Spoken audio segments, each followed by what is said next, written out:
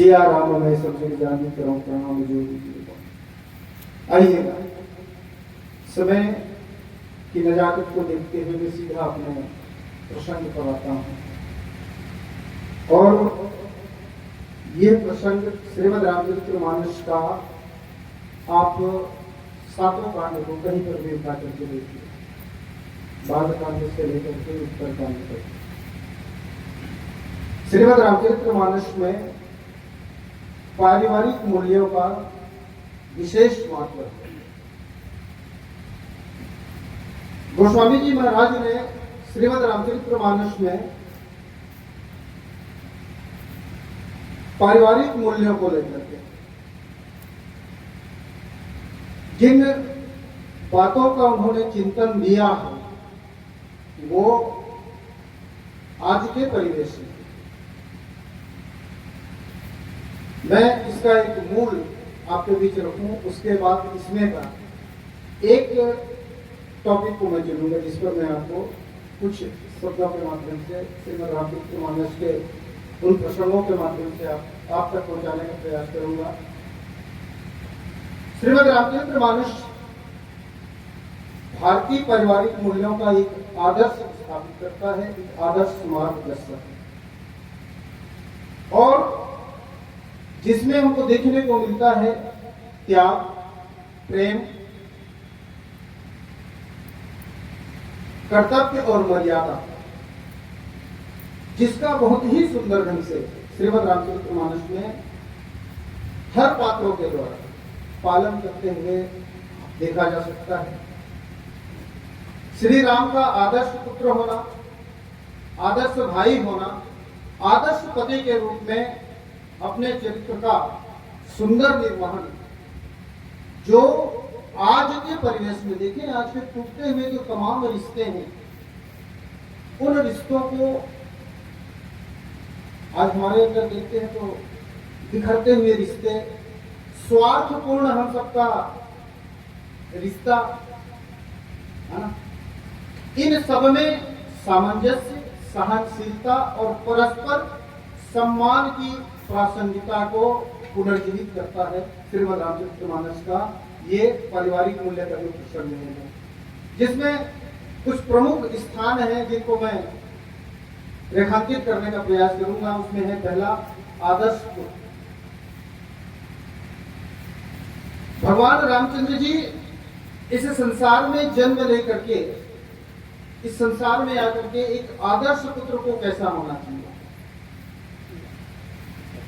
अपने पिता की आज्ञा को मानना और मान करके सारे सुख सुविधा को त्याग करके एक ही क्षण में वन गमन के लिए तैयार हो जाना, ये सबसे बड़ा एक पुत्र का जो त्याग है, ये सबसे बड़ा उदाहरण है। दूसरा, आदर्श भाई। भरत जी महाराज ननिहाल से आते हैं, उन्हें पता चलता है सारी बात। उसके बाद भरत जी महाराज एक ही बात कहते हैं, देखे बिना रघुनाथपति जी की जर्नी न जाए ना? और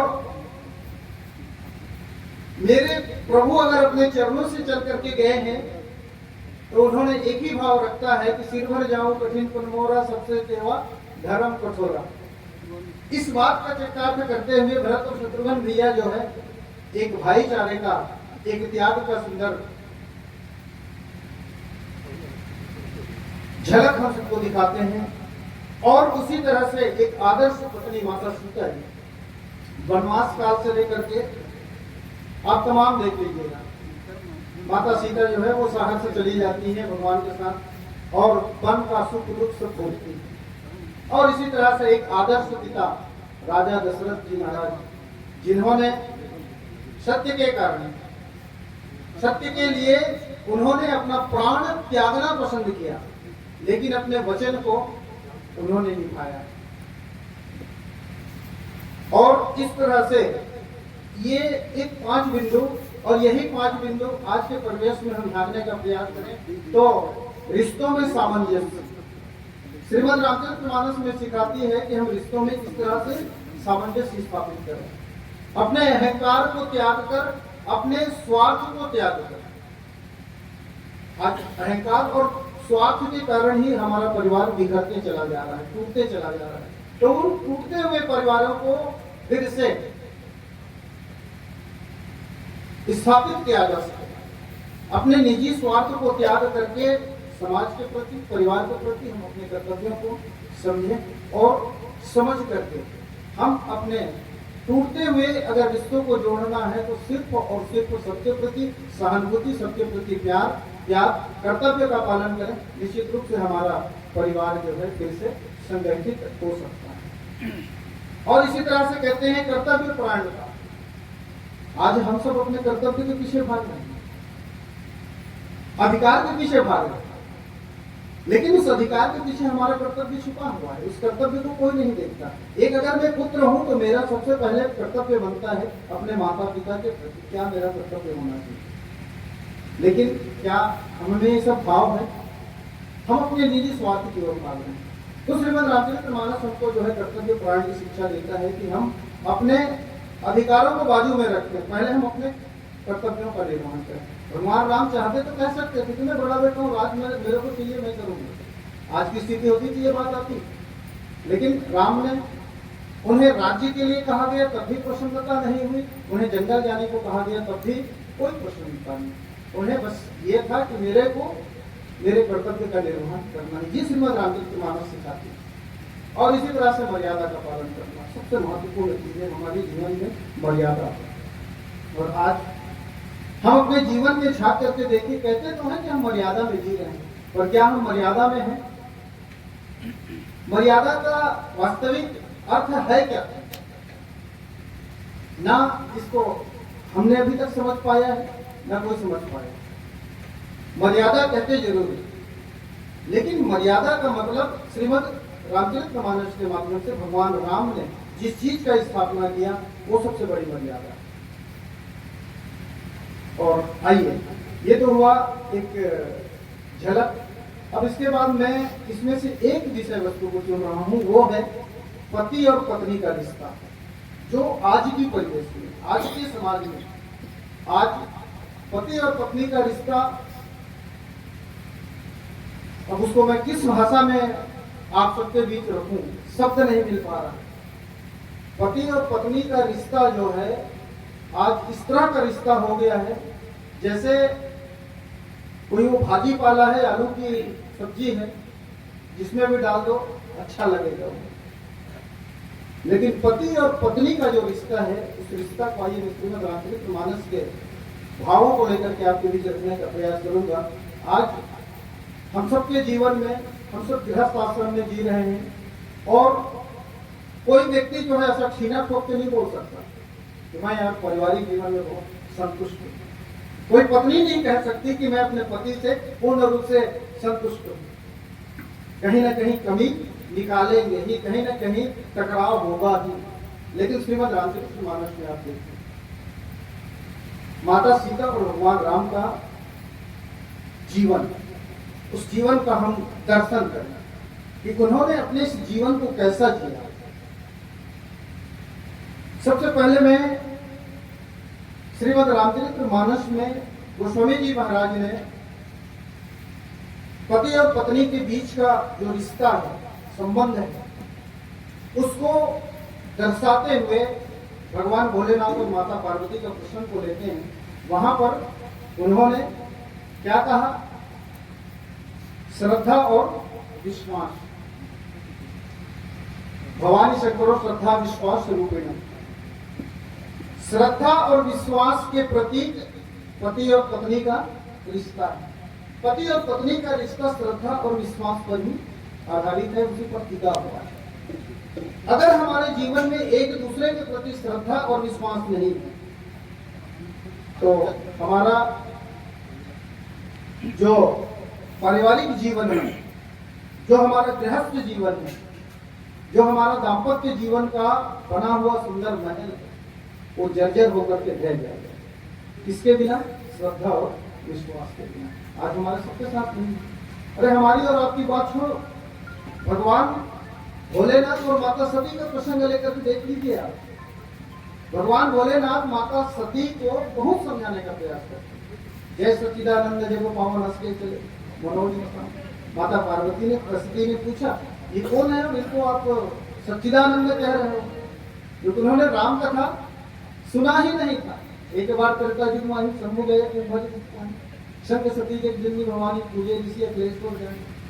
भगवान भोलेनाथ माता सती गए कथा सुनने पर, माता सती ने कथा में ध्यान नहीं दिया। इस कारण तो हमारे जीवन का पहला सूत्र जो रामकृष्ण मानस देता है कि हमारा परिवार सुखमय हो, हमारा परिवार सांस्कारिक बने, तो सबसे पहले हमको राम कथा सुननी होगी। और राम कथा कैसी सुननी होगी, तो उसके बारे में भी गोस्वामी जी ने बढ़िया कहा है।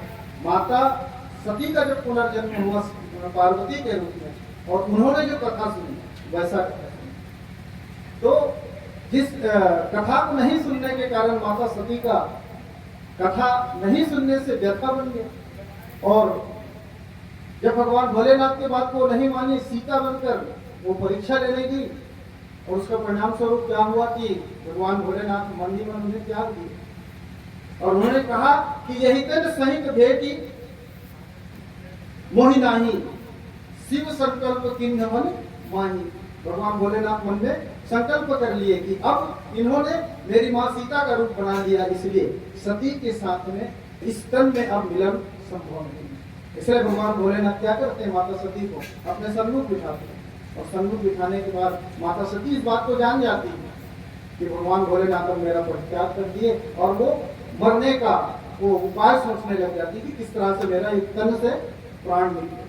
और अंत में वो दक्ष के यज्ञशाला में अपना प्राण त्यागते थे।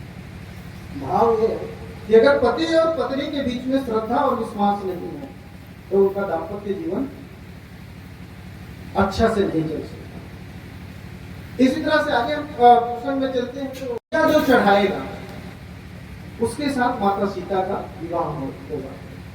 प्रत्यंचा चढ़ाना था, तोड़ने की बात नहीं थी।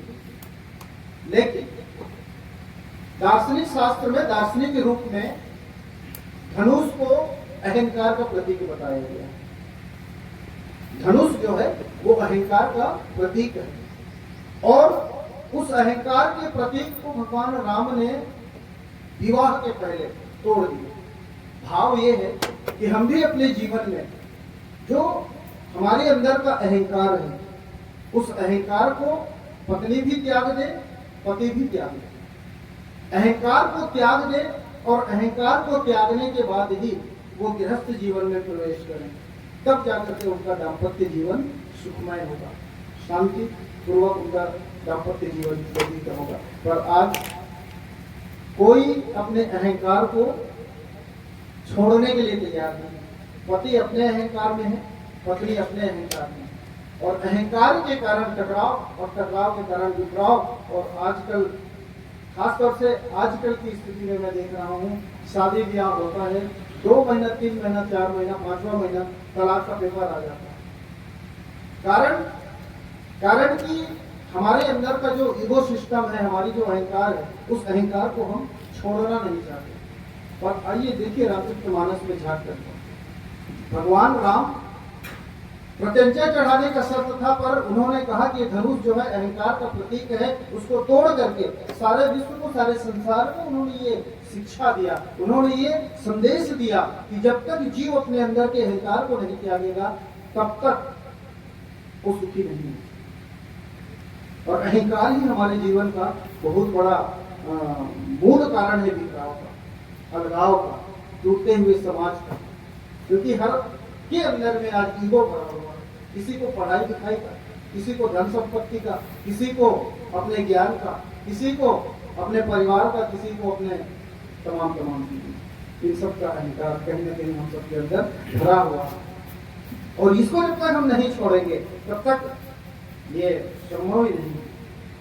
और उसके बाद फिर देखिए, ये बात हुआ।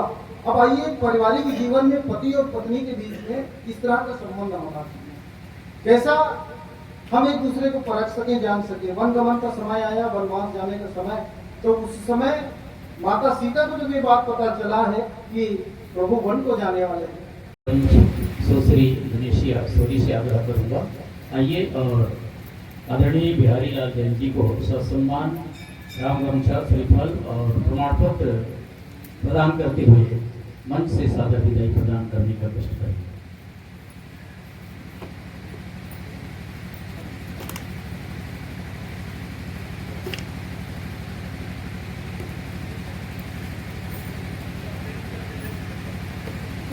आप सबके लिए मुझे लगता है कि ये कुछ नवोदित कार्यक्रम है, ऐसा कुछ लग रहा है कि आप लोगों को अच्छा लग रहा है कि नहीं लग रहा है?